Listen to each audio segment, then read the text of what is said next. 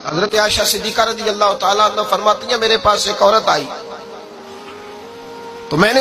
اس کے ساتھ 2 بیٹیاں تھی اس کی، میرے پاس 3 کھجوریں تھی، میں نے اس بی بی کو دے دی،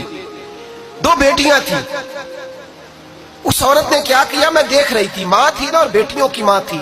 اس نے پہلے ایک ایک کھجور دونوں بیٹیوں کے منہ میں ڈالی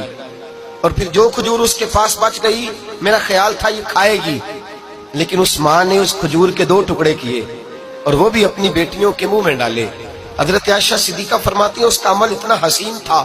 اس بی بی کے اس عمل کے اندر اتنا حسن تھا کہ میری آنکھوں میں بھی وہ بات رہ گئی، دل میں بھی رہ گئی، روح میں بھی سما گئی، اس کے حسن اور تاثیر کو میں بھلا نہ سکی۔ شام تک وہ کیفیات، وہ انداز، وہ اس عورت کا طرز، اس کا وہ انداز میری طبیعت کے اندر بار بار مجھے اس کی طرف متوجہ کرتا رہا۔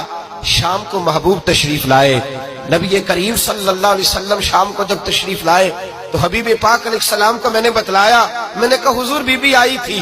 اس کا چہرہ بتا رہا تھا کہ بھوکی ہے، لگ رہا تھا کئی دنوں سے کھانا نہیں کھایا، 3 کھجوریں تھی ہی میرے پاس 3، 2 بیٹیوں کو دے دی، وہ کھا سکتی تھی، لیکن یا رسول اللہ صلی اللہ علیہ وسلم اس نے کھائی نہیں، وہ بھی کھجور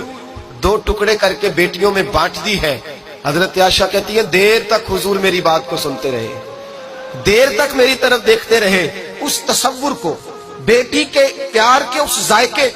دیر تک محبوب محسوس کرتے رہے، اور پھر فرمایا عائشہ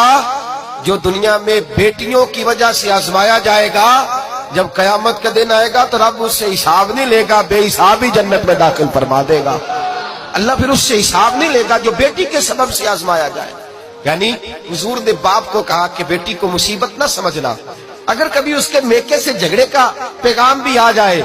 اگر کبھی دوبارہ تجھے اس کی طرف پلٹ کر جانا بھی پڑے، میرے نبی پاک صلی اللہ علیہ وسلم سے کسی صحابی نے کہا تھا یا رسول اللہ بہترین صدقہ کون سا ہے؟ حضور بہترین صدقہ کون سا ہے؟ وہ میرا مال جو اللہ کے راستے میں خیرات کروں تو رب مجھے زیادہ اجر عطا کرے، وہ کون سا ہے؟ تو میرے نبی پاک نے فرمایا اگر تیری بیٹی واپس لوٹ آئی طلاق کی وجہ سے یا بیوہ ہو کر واپس آ گئی اور تجھے اس لوٹنے والی بیٹی پر کچھ خرچ کرنا پڑا تو تیرے رسول کا وعدہ یہ ہے کہ اللہ تجھے اس روپے پر سب سے زیادہ اجر عطا فرمائے گا،